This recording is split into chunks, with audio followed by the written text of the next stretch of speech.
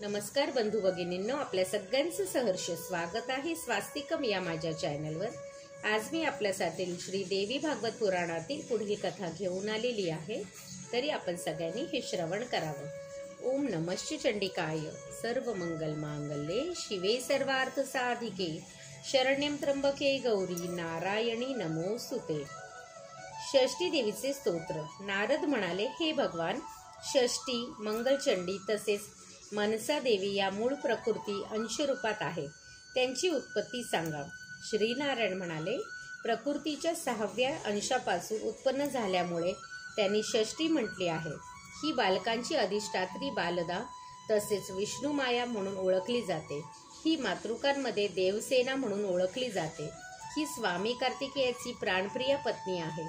ही बालकांना आयुष्य देणारी त्यांची पोषिका तसेच रक्षिका आहे। हे योग सिद्धीनी देवी योगबलाने सदैव बालकांच्या समीप राहते। स्वयंभू मनु यांचा पुत्र प्रियव्रत राजा मोठा योगी होता, त्यामुळे त्याने विवाह न करण्याचा निश्चय केला होता। पण ब्रह्मदेवाच्या आज्ञेमुळे त्याने विवाह केला। त्याला बराच काळापर्यंत संतान प्राप्ती झाली नाही। तेव्हा महर्षी कश्यपांनी पुत्रेष्ठी यज्ञ करून त्यांची पत्नी मालिन हिला चरू दिला। चरू भक्षण केल्यामुळे राणी गर्भवती झाली, पण 12 वर्षे होऊन गेली तरी तिला बालक झालं नाही। नंतर स्वर्णप्रमाणे तेज असलेला एक पुत्र झाला। तो सर्वांग संपन्न असूनही मृत अवस्थेत जन्मला। त्याचे नेत्र उलटे होते। त्याची माता त्याला पाहून मूर्छित झाली।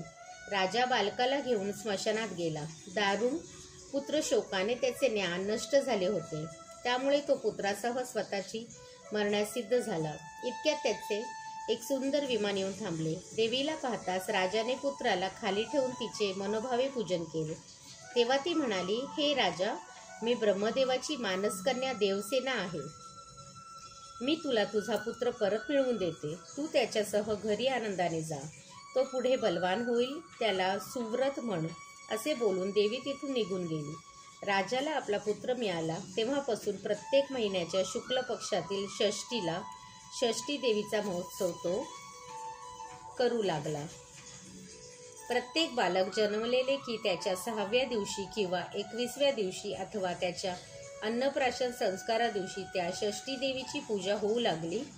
शालिग्राम वट किंवा वटवृक्षाच्या मुळापाशी या देवीची प्रतिमा ठेवून तिची षोडोपचाराने पूजा करावी। अष्टाक्षर मंत्राचा जप करावा।